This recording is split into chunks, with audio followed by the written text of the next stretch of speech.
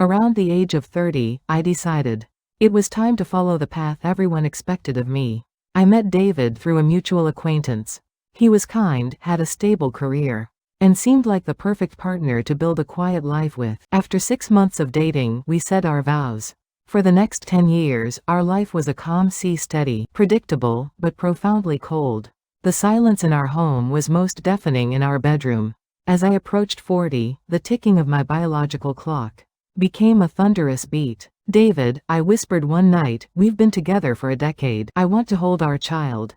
We need to try harder. Seeing each other like this once every 2 months. It isn't a marriage." But David would always turn away, murmuring that he wasn't ready, leaving me to wonder if I was the problem. The wall of lies finally crumbled on a cold Thanksgiving evening. With my father-in-law, Robert, sitting at the table, I made a final plea for our future. Robert had always treated me like his own daughter, and I knew he longed for a grandchild. But as I spoke, David's hands began to shake. He put down his wine glass and uttered words that shattered our world into a million pieces. "I'm sorry, to both of you, but I'm gay. I've hidden it for 10 years to protect this family. But I can't breathe anymore." The room fell into a suffocating silence. Robert, a man of tradition and deep faith, gasped for air before collapsing from the shock. That night, David packed his bags and walked out, severing ties with his past to find his own truth. He left behind a broken home, and a father who was now paralyzed from a severe stroke. As the divorce papers were being drawn, people urged me to walk away. "Why stay for a man who isn't even your family anymore?" they asked. But I couldn't. Robert was the only person who had truly seen me. During those 10 lonely years, I stayed. I became his hands and feet, cleaning his sores and whispering stories to him while the world forgot he existed. Through his facial paralysis, Robert would struggle to speak, his eyes brimming with tears every time I held his hand.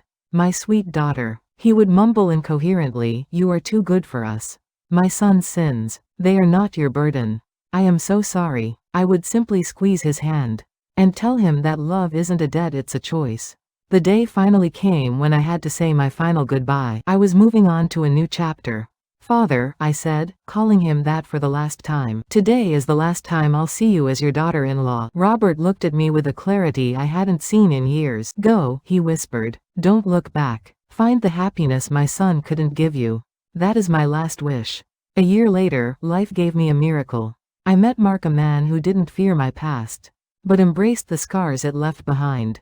We married, and soon, I was holding a beautiful baby boy in my arms. The darkness of the past 10 years felt like a distant dream until a phone call from the police station pulled me back. "Robert has passed away alone in his home," the officer said. "We couldn't reach his son, but we found a tattered note with your name and number in his pocket. He wanted us to call you."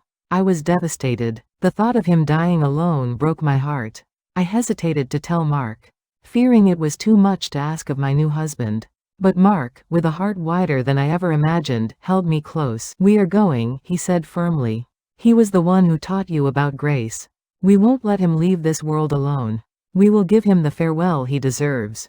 We stood as the chief mourners at his funeral, holding my son in front of Robert's portrait.